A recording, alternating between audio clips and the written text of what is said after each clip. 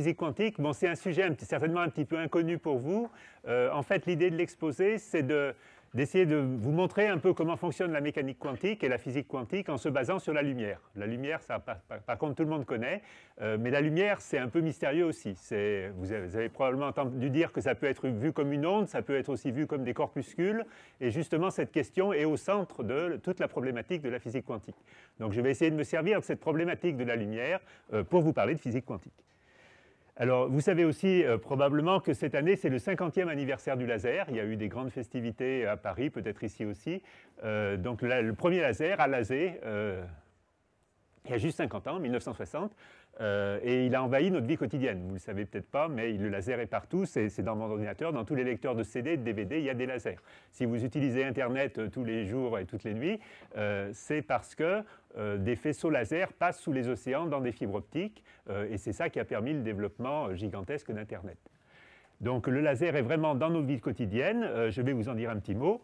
Le laser donc émet une onde lumineuse, mais la lumière c'est aussi composé de photons. Alors le photon, lui, il a 105 ans cette année, puisqu'il a été, disons, proposé par Einstein en 1905. Je vais revenir dessus tout de suite. Donc en fait, c'est sur cette affaire de lumière à la fois onde comme dans un laser ou particule, puisqu'il y a des photons, que je vais un peu centrer mon exposé. Donc d'abord le laser. Alors le premier laser, donc c'est initialement, en fait ce qui a marché avant le laser, c'est ce qu'on appelait le maser, avec le L ici c'est pour light, c'est pour lumière. Avant c'était maser, c'est pour micro-ondes. Et la première source qu'on appelle cohérente d'ondes presque lumineuses a été faite dans le domaine des micro-ondes, un petit peu comme une espèce de four à micro-ondes qui émettrait un faisceau très monochromatique. Donc les gens qui ont trouvé ça, qui s'appelaient Shallow et Tones, ont en fait déposé un brevet en 1958 pour faire marcher un laser qui émettrait une onde lumineuse très très pure. Et ils ont essayé de la faire marcher, et ça c'est ce qu'on appelle la physique expérimentale, ça n'a pas marché.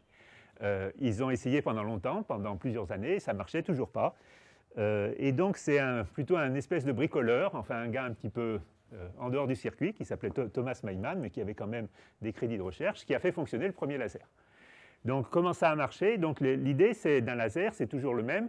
On prend un matériau qui va en fait amplifier de la lumière. Il faut communiquer de l'énergie à ce matériau et puis s'arranger pour qu'il restitue cette énergie sous forme d'une onde lumineuse extrêmement directive et très pure, qui est précisément le faisceau laser. Donc, c'était un peu bricolé. Il avait pris ce truc-là, qui est en fait un flash d'appareil photographique, qui a une forme de spirale qu'on voit ici. Ce flash éclaire un matériau, qui dans son cas était du rubis, donc c'est des ions de chrome dans un cristal d'alumine. Donc l'énergie du flash est absorbée par les atomes, stockée, et puis ensuite restituée sous forme d'un faisceau. Donc si on peut le voir un petit peu mieux, voilà le flash, le rubis, et donc ce qui se passe, c'est qu'on attend un petit peu, donc on charge les condensateurs, ça devrait arriver, voilà. Il y a un flash, donc il y a de la lumière qui apparaît dans le cristal, et toute l'astuce, c'est qu'il y a deux miroirs, en fait, sur les deux extrémités du cristal. Donc la lumière se met à faire des allers-retours, et puis finalement sort sous la forme d'un faisceau extrêmement directif, qui est un faisceau rouge, que vous avez probablement vu de nombreuses fois, qui est donc ce faisceau laser. Donc voilà ce que c'est le laser. Ça, c'était le tout premier. Maintenant, les lasers les plus utilisés sont ce qu'on appelle des lasers à semi-conducteurs. Donc, il n'y a plus de flash, c'est simplement un courant qu'on injecte dans un matériau qui est un semi-conducteur. Et puis, de la même façon, on lui communique de l'énergie, il y a deux miroirs, et on sort un faisceau qui est donc extrêmement directif, parce que sa direction est définie par deux miroirs, et aussi il est extrêmement monochromatique, c'est-à-dire que sa fréquence ou sa longueur d'onde est extrêmement bien définie. Alors, comment ça marche le laser? En fait, le premier, donc, c'est ce que je viens de vous raconter, mais d'où vient l'idée? L'idée, d'abord, qu'est-ce que c'est? C'est un ensemble d'atomes convenablement préparés peuvent amplifier le rayonnement par ce qu'on appelle émission stimulée. Convenablement préparés, ça veut dire qu'on les a excités, on leur a communiqué de l'énergie, et puis ensuite, si on envoie de la lumière, cette lumière qui fait des allers-retours est amplifiée, c'est-à-dire qu'elle est elle a de plus en plus d'intensité, et donc il faut... Donc cet effet, ce qu'on appelle d'émission stimulée, le fait que le milieu convenablement préparé se comporte comme un amplificateur. Alors ce qui est amusant aussi, c'est que ça démarre tout seul. C'est-à-dire qu'en fait, une fois qu'on a communiqué l'énergie, il y a quelques photons, quelques petits grains d'énergie qui apparaissent, qui se mettent à faire des allers-retours, et comme le système est automatiquement amplificateur, ça génère le faisceau. Autrement dit, il n'y a pas d'oscillation initiale, l'oscillation apparaît toute seule lors du fonctionnement du laser. Alors, qui a eu cette idée? Einstein, donc en 1917. En fait, c'est beaucoup plus vieux. Donc l'idée elle-même, c'est amusant aussi à regarder, l'idée elle-même a été formulée par Einstein, l'idée de l'amplification stimulée a été formulée par Einstein en 1917, il avait à peu près cette tête-là, et puis donc beaucoup d'années plus tard, ça s'est mis à fonctionner. Et Einstein, évidemment, quand il a inventé son émission stimulée, n'avait aucune idée de laser en tête. En fait, ce qu'il faisait, c'est qu'il faisait une étude théorique abstraite sur ce qu'on appelle la loi de Planck, c'est-à-dire une loi thermodynamique de l'émission d'un corps chauffé. Et à partir de cette étude thermodynamique, il en avait déduit qu'un milieu doit pouvoir amplifier la lumière.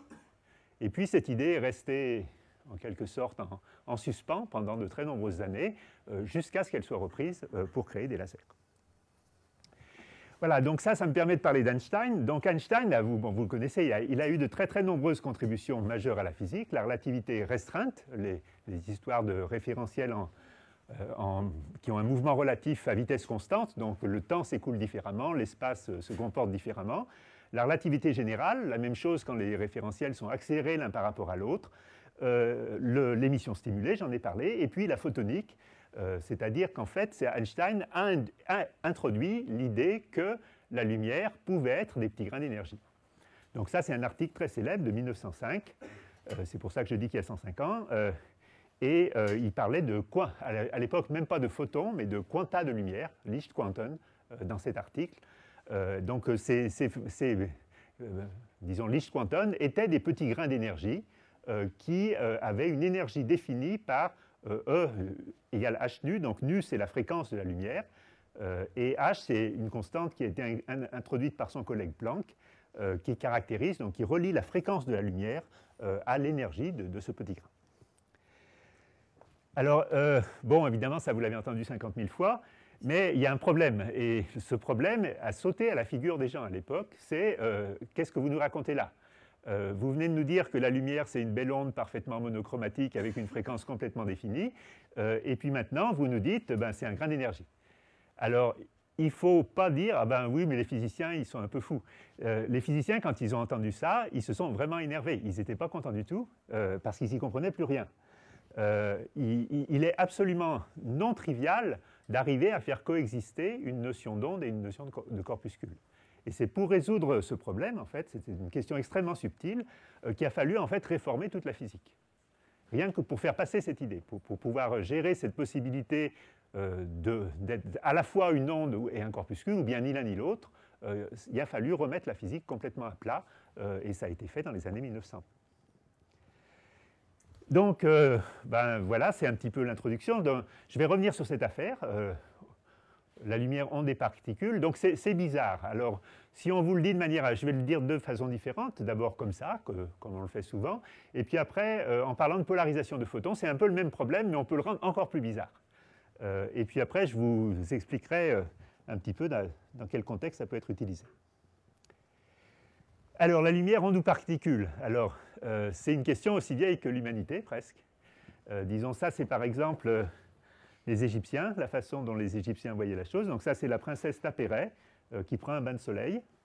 Et vous voyez que le soleil, les rayons du soleil sont représentés par, bon, d'après les égyptologues, ça, là, ce n'est pas des photons, c'est des fleurs de lotus. Et donc, la princesse baigne dans les fleurs de lotus. Donc, ça veut dire que les Égyptiens voyaient la lumière un petit peu comme des particules, des fleurs. Bon, c'est pas mal, c'est poétique. Donc ça, c'était il y a très longtemps, 900 avant Jésus-Christ. Après, disons, il n'y a pas eu de théorie immédiate de la lumière, mais il y a eu beaucoup d'ouvrages. Par exemple, est-ce que la lumière, c'est quelque chose qui va de l'objet vers vos yeux ou de vos yeux vers l'objet? Est-ce que c'est vos yeux qui éclairent l'objet? Alors, quand il n'y a pas de lumière, on se rend bien compte qu'on ne voit plus rien. Mais alors, d'où vient la lumière? Est-ce qu'elle vient de l'objet? Est-ce qu'elle vient d'une source? Enfin, toutes ces questions ont été agitées pendant très longtemps. On a découvert aussi d'autres choses, au Moyen-Âge par exemple, donc ça c'est le Moyen-Âge, c'est des pèlerins, Saint-Jacques de Compostelle. Vous voyez que le pèlerin, là, il a des lunettes. Donc c'est une des premières représentations connues de lunettes, c'est-à-dire que les gens ont découvert que si on prend un morceau de verre avec une forme oblongue, eh bien, si on est très myope, on se met à voir mieux, ce qui est un peu miraculeux, mais c'était complètement empirique à l'époque. Donc les vraies questions techniques, scientifiques, disons, sur la nature de la lumière sont apparues en gros au XVIIe siècle. Donc il y a plusieurs grands noms, là c'est Descartes. Donc Descartes pensait que la lumière était des particules. Bon.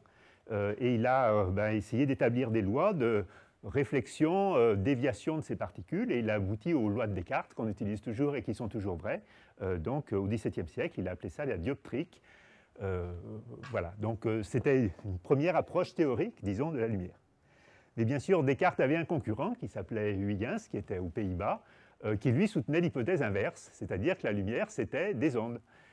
Et il a fait lui, son petit modèle avec, donc en supposant que par exemple la flamme d'une bougie pouvait se décomposer en petits points lumineux, que tous ces points lumineux émettaient des petites ondes qu'il appelait ondelettes, et que toutes ces ondelettes se recombinaient pour faire quelque chose comme une vague qui représentait l'onde lumineuse. Alors donc, qu'est-ce qui vibrait?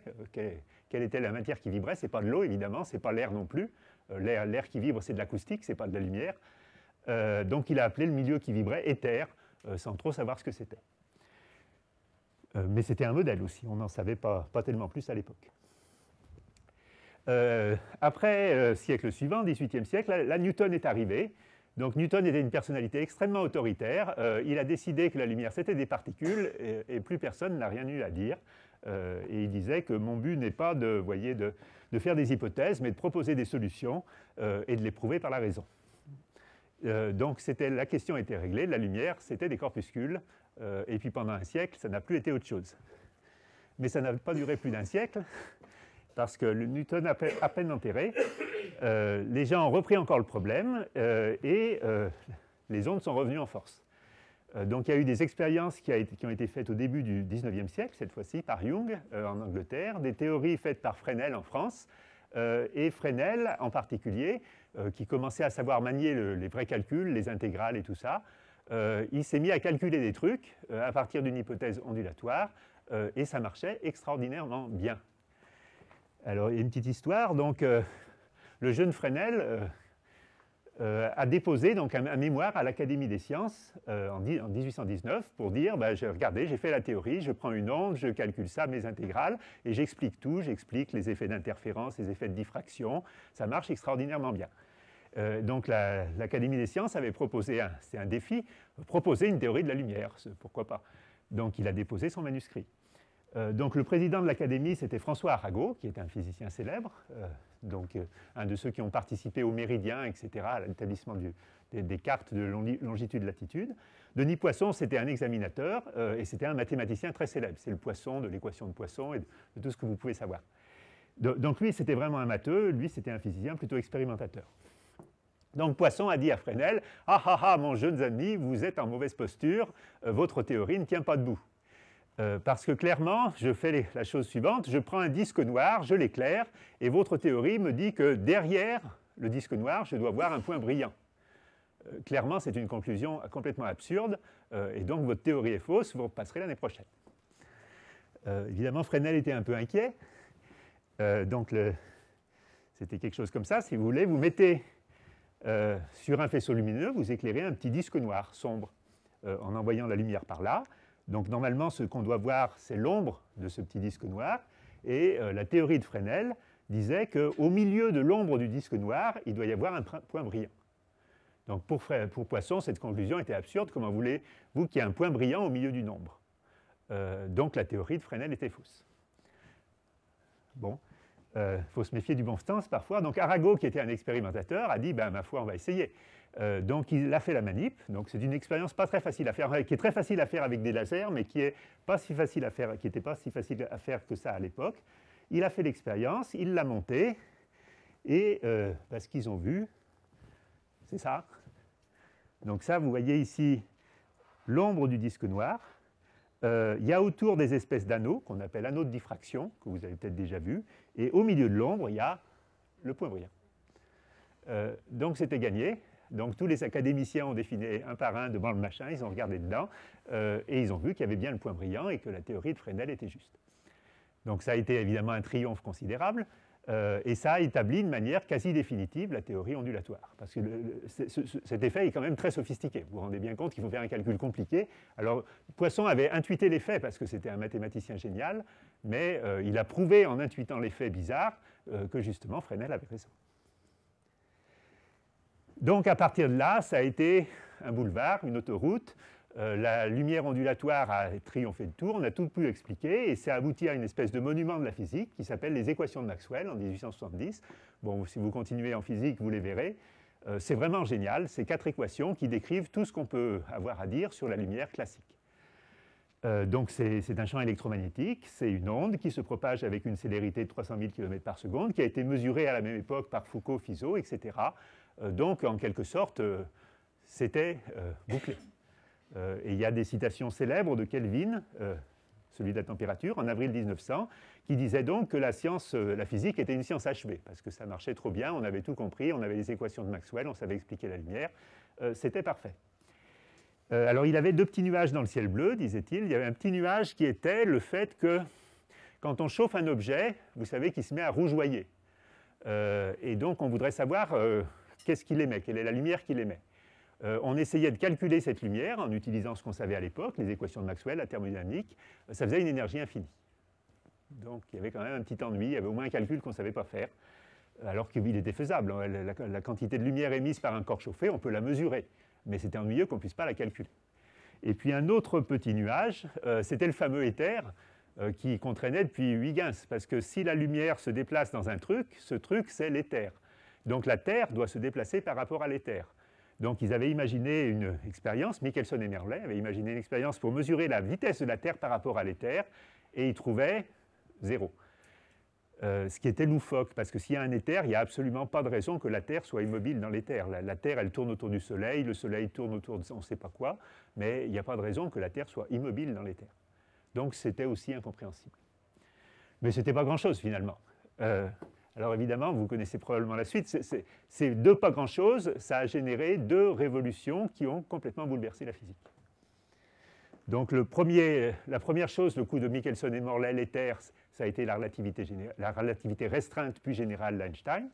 Et puis le coup de la lumière, du rayonnement du corps noir, du rayonnement d'un corps chauffé, ça a été la mécanique quantique. Donc Max Planck, en 1900, a réussi à calculer cette fameuse énergie émise par un corps chauffé sans qu'elle soit infinie. Il a trouvé la bonne formule, ils ont vérifié, tout se passait bien. Mais il y avait un petit problème qui est qu'il fallait, pour que ça fonctionne, que la lumière et la matière échangent l'énergie, non plus de manière continue, mais par saut. Donc c'était un truc aussi loufoque que de dire une balançoire peut monter à 1 mètre, 2 mètres, 3 mètres, 4 mètres, mais ne peut pas monter à 1 mètre 50 ou 2 mètres 75. Donc c'était très très bizarre. Alors en 1905, Einstein est allé encore plus loin en appuyant vraiment très fort où ça faisait mal et en disant ben non, même ça ne suffit pas. Il faut en fait que la lumière elle-même soit composée de grains d'énergie. Alors là, vous voyez bien que c'était la catastrophe, parce que si c'est des grains d'énergie, quid des équations de Maxwell? Et on ne savait absolument pas faire exister les 2 en même temps. Donc ces petits grains d'énergie, les quantas, les photons, donc ils ont une énergie h nu, j'ai déjà dit, une quantité de mouvement, une impulsion comme une particule qui vaut h nu sur c. Et il allait bien falloir en faire quelque chose. Alors Einstein a introduit cette idée à partir de ce qu'on appelle l'effet photoélectrique, c'est-à-dire que le fait que quand on éclaire certains métaux, on arrache des électrons, et pour simplement expliquer, calculer l'énergie des électrons qui sortent de la plaque, il est obligé de faire cette hypothèse E égale h. Et tout se passe bien. Mais à nouveau, cette hypothèse n'est pas compatible avec les équations de Maxwell. Donc, je vous dis, ça a été très dur. Il ne faut pas penser que la physique, c'est un long fleuve tranquille. Les gens se sont étripés. Donc, le concept de photon a été très difficilement admis. Les gens ont dit que Einstein s'était trompé, simplement. Quelqu'un qui s'appelle Robert Millikan a fait des expériences pendant 10 ans sur l'effet photoélectrique, et il a conclu que ça marchait, c'était bon, on avait bien E égale h nu. Il a eu le prix Nobel pour ça, d'ailleurs, Einstein aussi, mais il n'était vraiment pas content. Vous voyez sa tête là. Et il dit, ça c'est une citation, « J'ai passé 10 ans de ma vie à tester les équations d'Einstein en 1905.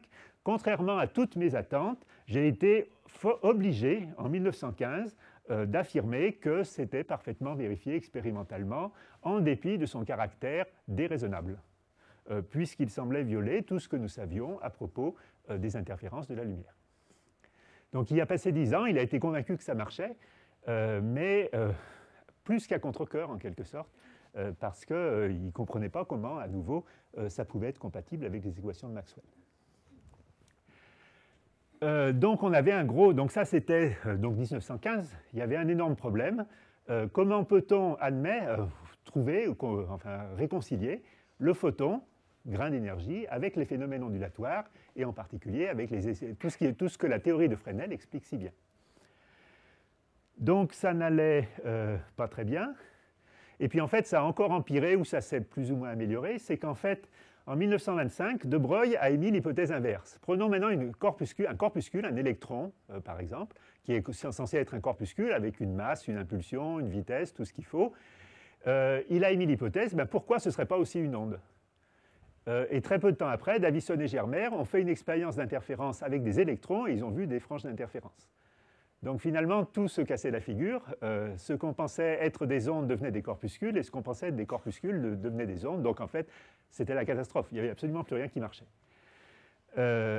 Donc, d'une certaine façon, le problème était uniforme. Tout le monde était dans la mouise. Il a fallu, disons, pour pour sortir de cette situation dramatique, inventer la mécanique quantique. Voilà. Je ne vais pas vous faire un cours de mécanique quantique, c'est plutôt un petit peu, vous voyez, historique, et puis je vais donner des exemples ensuite. Donc, si on veut, par exemple, exhiber le paradoxe de la manière la plus percutante possible, on pourrait se dire, prenons un photon, un seul photon. Donc, imaginons une source qui émet des photons un par un. Je vais vous montrer, on peut le faire, hein, ce n'est pas vraiment un problème. Sauf que pour montrer à quel point les réticences intellectuelles étaient fortes, en 1952, Erwin Schrödinger, qui est vraiment un des pères fondateurs de la mécanique quantique, l'inventeur de l'équation de Schrödinger, qui régit tout en mécanique quantique, pensait que la manipulation des objets microscopiques uniques, un seul photon, un seul atome, un seul électron, était simplement impossible. Qu'en fait, la mécanique quantique, elle décrivait des effets statistiques, pas des effets individuels. Donc il disait, nous ne faisons jamais d'expérience avec un seul électron, un seul atome, une seule molécule. Nous pouvons imaginer que nous le faisons, mais ça entraîne inévitablement des conséquences ridicules. Les petits points, là, il disait, c'est aussi ridicule que si on ressuscitait un ichthyosaure. Et il n'avait pas vu Jurassic Park. Mais c'est simplement pour illustrer le fait qu'il n'y croyait pas en quelque sorte à ces objets bizarres qui étaient à la fois ci ou à la fois ça. Donc maintenant, je vous le dis et je vais vous le montrer, c'est très courant, on le fait tout le temps. Attraper un électron, attraper un photon, ce n'est plus un problème. Donc ce qui est en quelque sorte, ce qui semblait inadmissible et vraiment choquant à Schrödinger, qui lui-même avait inventé la mécanique quantique, c'est devenu la physique de tous les jours. Donc je modernise le décor. On peut imaginer quelque chose qui serait le cauchemar de Schrödinger, qui serait une source qui émette des photons un par un. Donc c'est une espèce de pistolet. Puis chaque fois que j'appuie sur le bouton, hop, j'ai un photon et un seul. Voilà. Et je peux le faire quand je veux, comme je veux. Donc, est-ce qu'on peut faire ça? Pardon. C'est un pistolet à photons. Alors, d'abord, ce qu'il faut bien comprendre, c'est qu'un photon, le h nu dont j'ai parlé tout à l'heure, c'est une énergie extrêmement faible. Qui vaut, donc, c'est tellement faible qu'une lampe ordinaire, comme celle-là, émet 10 puissance 20, beaucoup de milliards de photons par seconde. Et j'en veux qu'un seul. Bon, comment je peux faire? Une solution possible, c'est de dire, je vais prendre un seul atome. Si j'ai un seul atome et que je l'excite, je vais avoir un seul photon. Mais alors, évidemment, on a l'impression de reporter le problème, parce que dans un petit morceau de n'importe quoi, il y a aussi 10 puissance 20 atomes. Mais en fait, isoler un seul atome, ce n'est pas si difficile que ça. Et si on arrive à se débrouiller pour avoir un seul atome, qu'on l'éclaire avec un faisceau laser qui contient des myriades de photons, l'atome unique va être excité, et si on attend, il va émettre un seul photon. Donc, vu comme ça, ce n'est pas si simple, pas si compliqué que ça. Il faut essentiellement que j'arrive à mettre un petit atome unique sous mon microscope ici.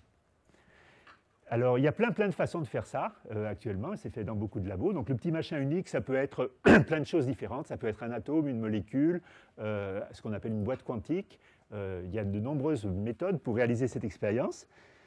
Donc, je vous parle ici de la plus simple, en quelque sorte. Donc, ça utilise du diamant. Diamant, vous savez ce que c'est du carbone. qui est bien arrangé, ça fait des beaux cristaux, où il n'y a que du carbone. En fait, ce n'est pas vraiment vrai, il n'y a pas que du carbone, il y a aussi ce qu'on appelle des centres colorés dans le diamant. Donc c'est essentiellement des petits atomes isolés qui se promènent là-dedans, mais qui sont fixes, ils sont à un endroit fixe. Et ce centre-là, qui s'appelle NV, c'est un atome d'azote, c'est nitrogène, et une lacune, une absence d'atome qu'on appelle vacancy, c'est le V. Et ça, c'est une espèce de molécule qui est toute seule dans son petit bout de diamant. Alors autour, il y a beaucoup d'atomes de carbone. Donc en fait, ça ressemble un petit peu à ça. Vous avez un bout de carbone transparent, puisque c'est du diamant, et puis là-dedans, un petit atome. Et si vous éclairez avec un microscope, dans une zone de taille raisonnable, vous pouvez très bien n'avoir qu'un seul atome. Et donc vous avez votre atome unique sous le microscope. Alors ça peut être aussi dans un petit grain. Et finalement, ce n'est pas si difficile que ça, présenté comme ça. Je me débrouille pour avoir un petit bout de diamant avec une concentration relativement faible de ces centres NV. Je le mets sous le microscope, j'éclaire, je dois voir un seul atome. Alors, à quoi ça alors d'abord, oui, petite manip, comme on dit. Le microscope, le petit bout de diamant, il faut l'éclairer, donc on l'éclaire avec un laser, par exemple. Il faut le trouver, donc on promène le faisceau laser en balayant comme ça pour essayer de trouver le petit atome. Et lorsqu'il a, alors c'était marqué ici, cet atome, enfin ce centre NV, peut absorber de la lumière verte et émettre de la lumière rouge.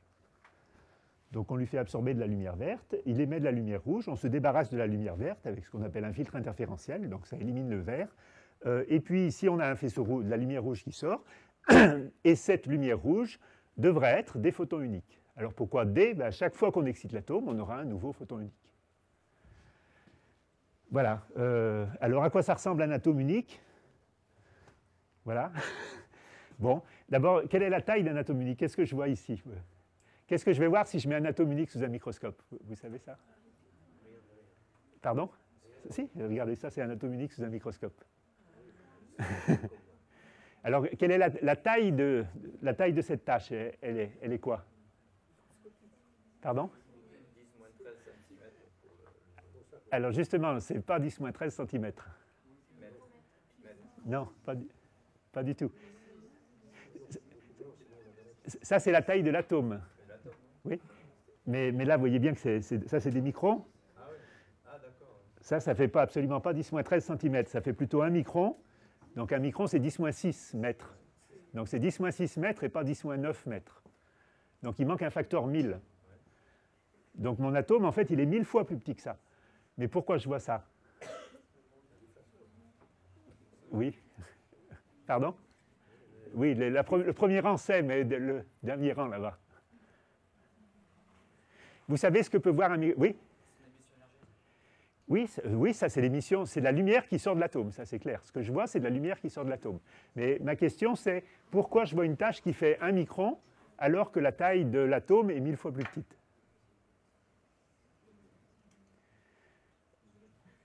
Vous savez comment... voilà, c'est la diffraction. Donc en fait, ce qu'on voit, c'est de la lumière. Et quand on regarde dans un microscope, le plus petit point que peut voir un microscope, c'est en gros la longueur d'onde de la lumière. Et la longueur d'onde de la lumière visible, vous le savez, ça on l'apprend en terminale, c'est à peu près 1 micron. D'accord? Donc la tâche qu'on voit, ça correspond en fait à ce qu'on appelle la limite de résolution ou la limite de diffraction du microscope. Et ça correspond à une tâche qui est associée au fait que la lumière est une onde précisément et qu'elle a une longueur d'onde. Et le vrai atome, il est en fait 1000 fois plus petit, mais il n'y en a qu'un, je vais vous montrer tout à l'heure, il est caché là-dessous.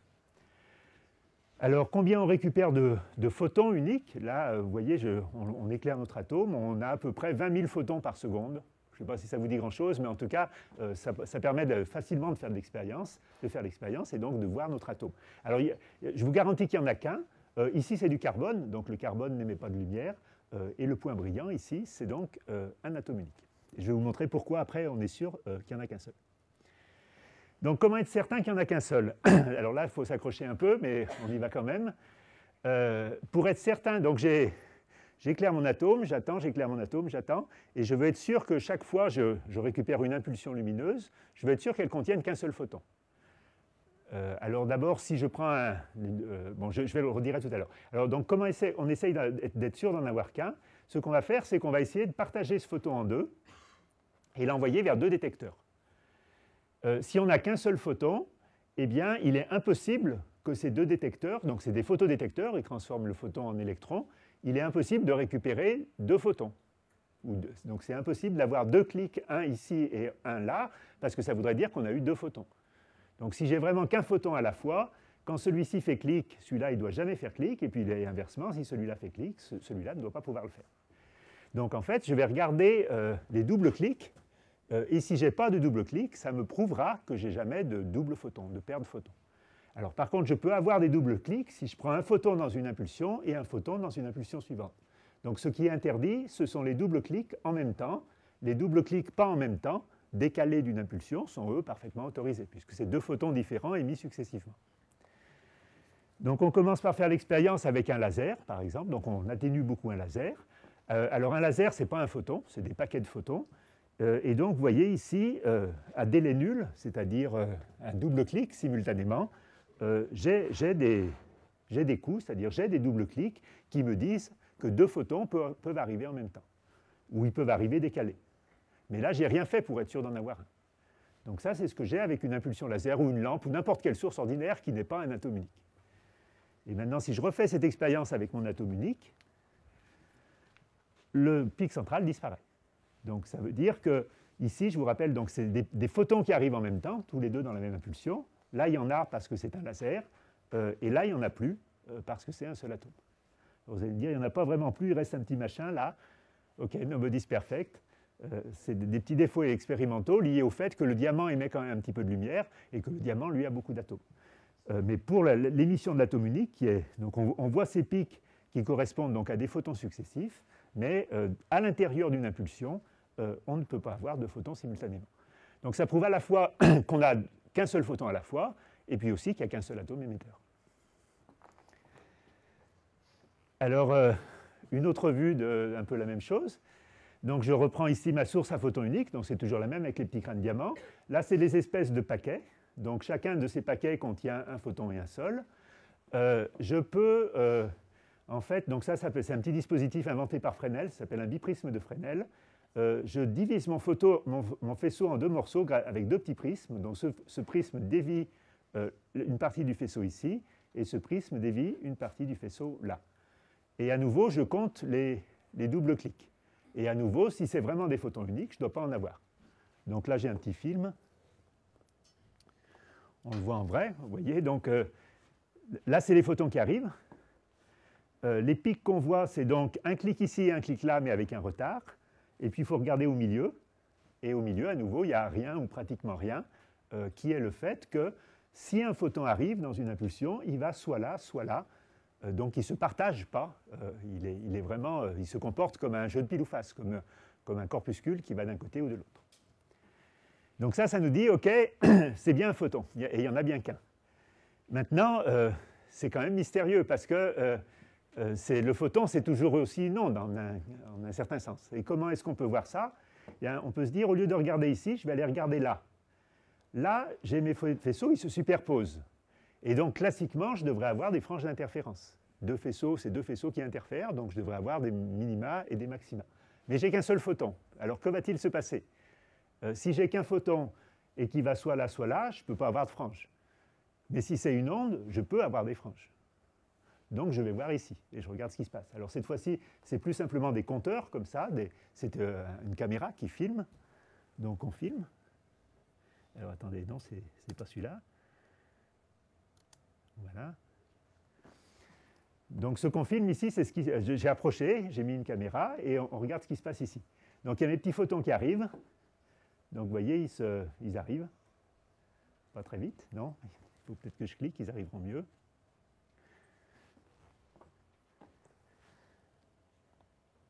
Voilà. Donc ils arrivent. On a l'impression au début qu'ils arrivent un peu n'importe comment. Et puis, donc, ce qu'on voit ici, en fait, c'est la somme par colonne. Donc, je somme dans les colonnes.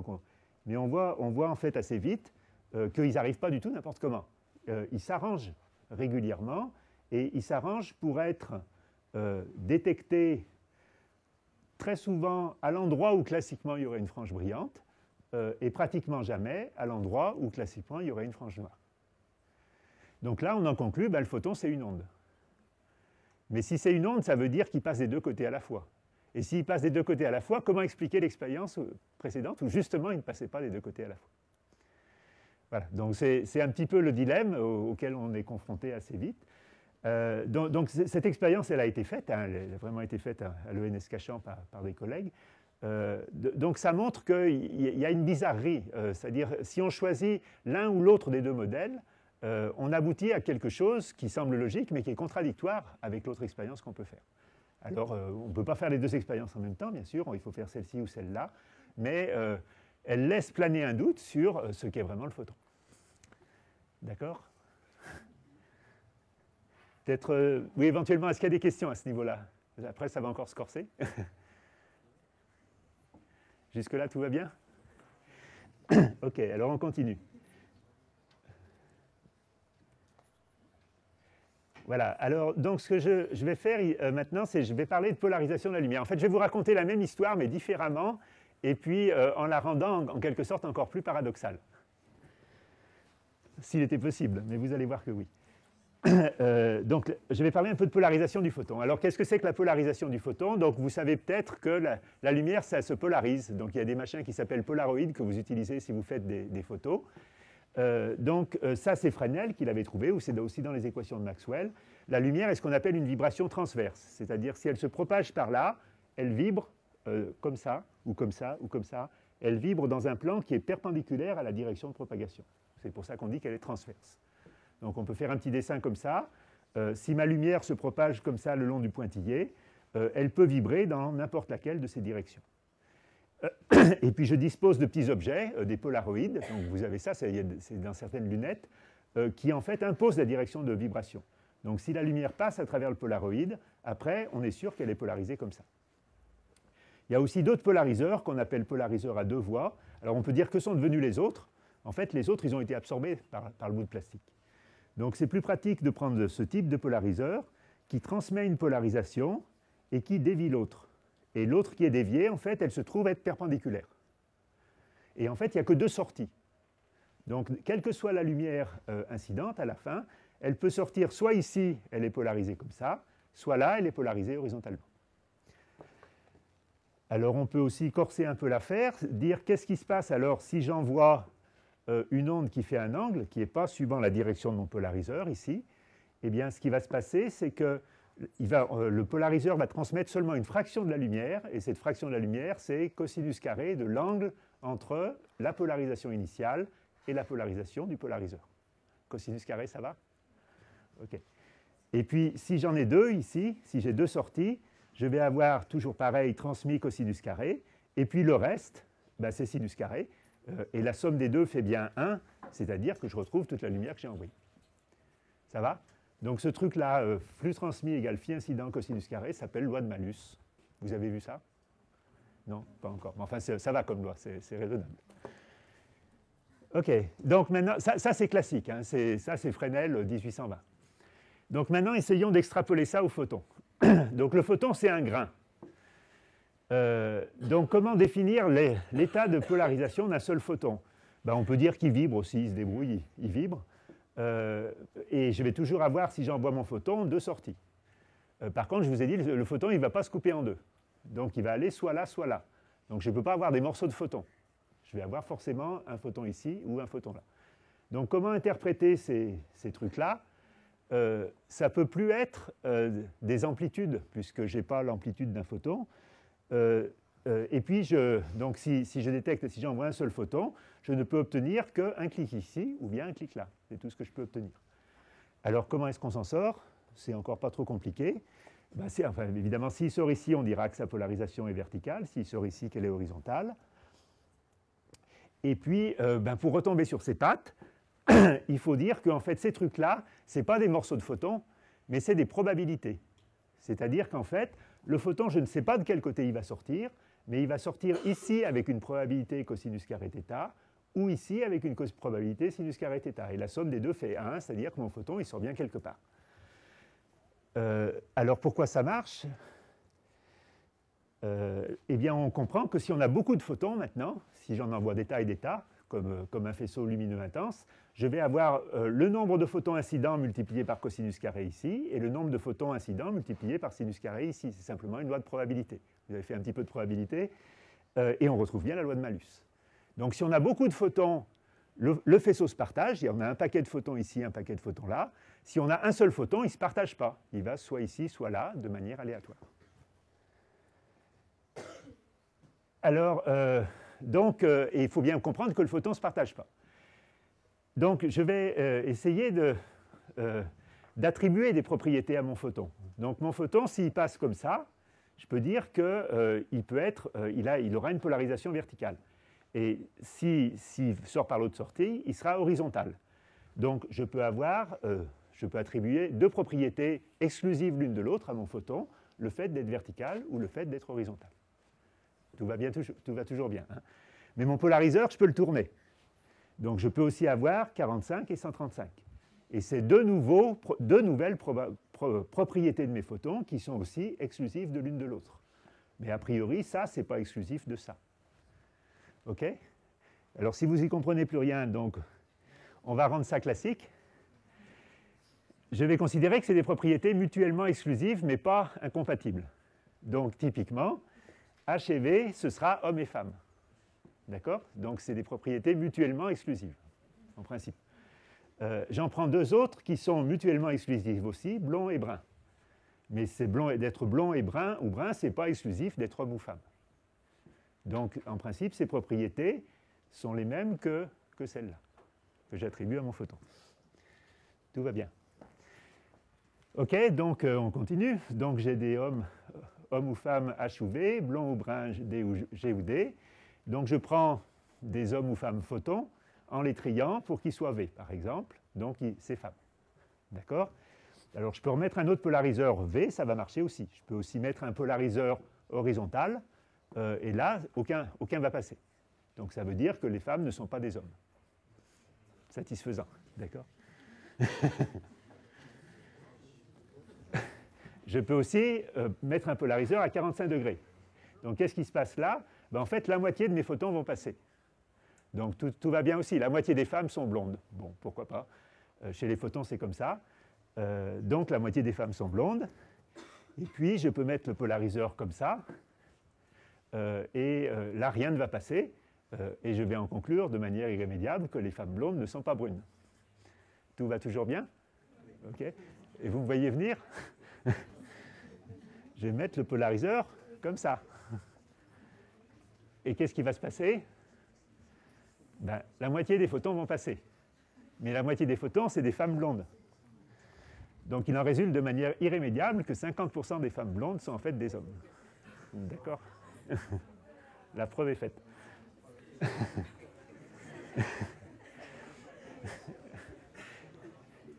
Donc, je ne vous ai pas escroqué dans le sens où tout ce que je dis est parfaitement correct dans le monde des photons. Mais je vous avais promis du paradoxal, c'est paradoxal. Alors, pourquoi c'est aussi paradoxal? C'est parce qu'en fait, on raisonne classiquement. Quand on raisonne classiquement, qu'on a des hommes et des femmes, des blonds ou des bruns, intuitivement, on fait automatiquement 4 catégories, qui sont les femmes blondes ou brunes, les hommes blonds ou bruns. Et puis après, on se définit dans une de ces 4 catégories. Mais un photon refuse absolument de faire ça. Un photon, il peut simplement répondre « Êtes-vous un homme ou une femme ?» Il répond « Homme ou femme ». Ou répondre « Êtes-vous blond ou brun ?» Il répond « Blond ou brun ». Mais le fait de savoir qu'il est blond ou brun interdit de savoir si c'est un homme ou une femme. Et réciproquement. Donc, en fait, ce raisonnement classique, c'est qu'on attribue une propriété supplémentaire au photon, parce que classiquement, on peut toujours le faire. Si vous avez deux objets qui ont l'air identiques, vous trouvez une petite différence. Deux photons, vous ne trouverez pas de petite différence. La physique interdit de trouver la petite différence. La physique interdit de leur rajouter une propriété supplémentaire, par exemple d'être blond ou brun si c'est des hommes ou des femmes, qui permettrait de les distinguer. En gros, leur réponse est toujours binaire. Ils répondent par oui ou par non à n'importe quelle question, quelle que soit la question. Et la réponse à une question interdit de connaître la réponse à une autre question. Ce qui est un comportement pour le moins bizarre, mais c'est tout à fait celui des photons. Et si vous Je vous ai dit aussi qu'il y avait une correspondance avec le précédent. Disons, là, c'est particulièrement marrant, pas avec mes polarisations, mais en fait, la logique de l'affaire est exactement la même que onde ou corpuscule. Vous pouvez choisir, décider, par exemple, que onde ou corpuscule, homme ou femme, c'est je passe à droite ou à gauche dans l'interféromètre tout à l'heure, et puis je suis là ou je suis là, c'est je vais sur une frange noire ou je vais sur une frange brillante. Donc en fait, c'est le même effet qu'on voit ici, mais présenté de manière un petit peu différente et un peu plus visible, disons. Voilà, donc il a fallu, dans les années 30, que les physiciens se dépatouillent avec ça. Et pour ça, ils ont inventé la mécanique quantique. Donc ça a été trouvé à la fin des années 20. On peut dire que c'est un candidat à la plus grande aventure intellectuelle du XXe siècle. C'est-à-dire, en fait, c'est plus déroutant que la relativité, c'est plus déroutant que la psychanalyse, si on veut, encore que ça puisse se discuter. C'est à la base de notre compréhension physique du monde. Alors, ce qu'il faut bien comprendre aussi, on m'avait posé cette question-là, c'est que, classiquement, en fait, le monde est incompréhensible, parce que la matière n'est pas stable. On vous a dit, un atome, c'est un électron qui tourne autour d'un noyau. On vous l'a dit plein de fois, hein. Bon, vous êtes fait complètement escroquer. Parce que si l'électron il tourne autour du noyau, c'est une charge accélérée. Une charge accélérée, ça émet du rayonnement, donc ça perd son énergie, donc ça tombe sur le noyau. Et si on peut faire le petit calcul, ça prend à peu près 10 milliardièmes de seconde pour que tous les électrons tombent sur tous les noyaux, et on n'en parle plus de rien. D'accord? Donc, classiquement, la matière n'est pas stable parce que les électrons devraient tomber sur les noyaux.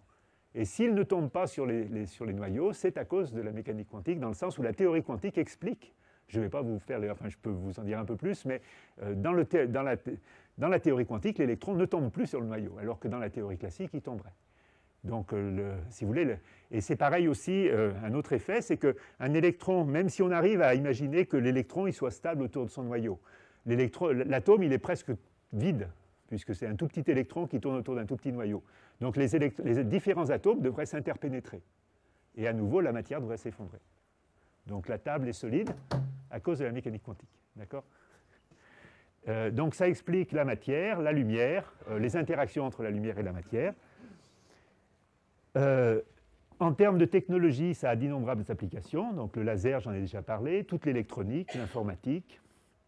Il y a beaucoup d'applications maintenant en médecine, en biologie. Donc, ce n'est pas une théorie exotique, c'est ce que je veux vous dire. C'est une théorie qui, d'une part, est indispensable à notre compréhension du monde à l'échelle fondamentale, et puis ça a aussi plein d'applications. Mais, c'est bizarre. Donc, ça conserve un caractère mystérieux. C'est intrinsèquement non déterministe, parce que je vous dis, votre photon qui va aller à droite ou à gauche, on ne peut pas savoir, mais c'est interdit par la physique. Donc, on peut dire, Dieu lui-même ne peut pas savoir, sinon, d'accord, ça n'irait plus. Donc il y a un non-déterminisme intrinsèque qui est indispensable à la théorie, sinon elle deviendrait autocontradictoire. Elle est aussi non locale, alors ça je ne vais pas en dire grand-chose sauf si on me pose des questions, mais elle est non locale. Et puis visiblement entre mes photons qui sont des hommes ou femmes, les femmes blondes qui se transforment en hommes, ça ne correspond pas à notre expérience macroscopique. Donc le passage entre les objets microscopiques, les photons, et les objets macroscopiques est difficile à expliquer. On sait le faire dans une certaine mesure, mais on considère que ça demeure une difficulté de la théorie. Voilà, donc là je suis presque au bout. Donc je peux dire, au moins vous montrer ça. Alors, toutes ces propriétés bizarres, je vous dis, la mécanique quantique, c'est une théorie extrêmement puissante qui explique beaucoup de choses.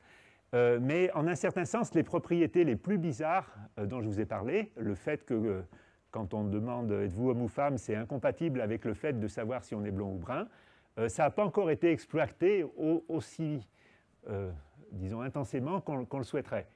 Donc il y a un nouveau domaine de recherche qui est apparu à la fin du XXe siècle, c'est-à-dire il n'y a pas très longtemps, qui développe l'idée suivante. Peut-on utiliser le photon et les objets quantiques en général pour transmettre ou traiter plus efficacement l'information?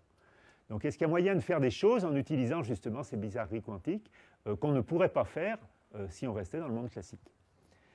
Donc, il y a deux choses qui sont très, très étudiées. Il y en a une qui s'appelle la cryptographie quantique. Donc, c'est l'idée de transmettre des messages secrets en utilisant des photons en particulier, principalement parce que, justement, quand on regarde un photon, on ne peut pas savoir ce qu'il est. On ne sait pas s'il est onde ou corpuscule, et si on exploite ça astucieusement, on peut s'en servir pour transmettre des messages secrets. Et puis il y a aussi des idées de ce qu'on appelle le calcul quantique, c'est-à-dire si on calcule avec des objets quantiques, avec des atomes individuels, des photons individuels, on peut dans certains cas aller exponentiellement plus vite, c'est-à-dire faire des espèces de super-ordinateurs qui calculeraient plein de choses en même temps et extrêmement vite. Donc, comme je suis un petit peu au bout de mon temps, alors je voulais vous parler de la cryptographie quantique. Je vais peut-être... Ce serait peut-être mieux de passer aux questions. Je peux le faire. Je ne sais pas, est-ce que quelqu'un a une idée? Je peux en parler si vous me le demandez, disons. Mais je vais peut-être plutôt m'arrêter et puis solliciter quelques questions. Donc, juste peut-être pour vous montrer la conclusion de mon affaire.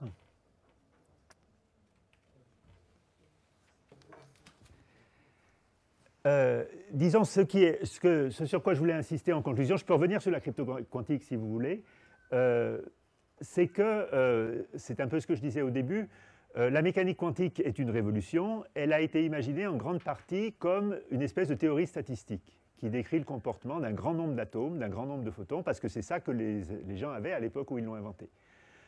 Et depuis 20 ans, il y a quelque chose qui a changé complètement. C'est que maintenant, il existe une multitude de technologies qui permettent d'arriver directement au monde des atomes. C'est-à-dire, quand je vous dis, prendre un seul atome, dans notre laboratoire, on le fait tous les jours. Donc, prendre des atomes uniques, des photons uniques, les faire interagir, les manipuler. On voit tous ces trucs bizarres, ça nous saute à la figure en quelque sorte, parce que c'est comme ça que se comportent les atomes, les objets qu'on manipule, et ils sont devenus faciles à manipuler. Donc toute cette dynamique des objets quantiques individuels et non plus d'ensemble statistique a en fait ouvert un nouveau domaine à la science depuis donc 25 ans à peu près, qui est relié à ce qu'on appelle les nanotechnologies, si vous voulez. C'est l'aspect quantique des nanotechnologies. Et puis toutes ces propriétés paradoxales, dont j'ai un peu parlé, ont en fait des implications sur la théorie de l'information. C'est-à-dire la façon dont on traite l'information, dont on réfléchit sur ce qu'est l'information, est essentiellement classique. Mais on peut la rendre quantique, et à nouveau, ça ouvre des perspectives à la fois sur la mécanique quantique et sur l'information elle-même, qui sont extrêmement étudiées. Voilà, donc ce que j'ai voulu vous montrer, mais je vous dis, on a 1 heure pour des questions, c'est bon, d'illustrer ces idées à partir de la lumière, qu'elle soit onde ou corpuscule, en fait, joue un rôle particulièrement éclairant dans tous ces effets, et depuis le tout début, et ce n'est pas fini, ça va durer encore. Voilà, je vous remercie.